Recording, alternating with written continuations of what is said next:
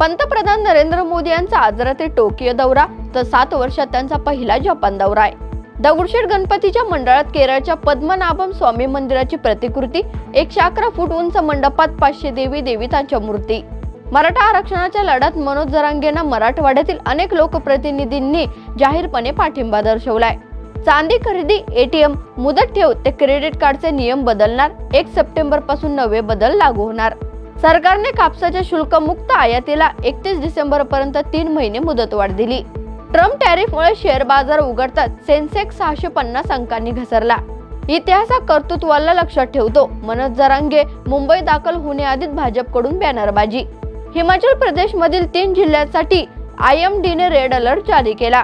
बीडमध्ये जागेच्या वादातून मायलिकींसह तिघींना लोखंडी पाईपने बेदम मारहाण.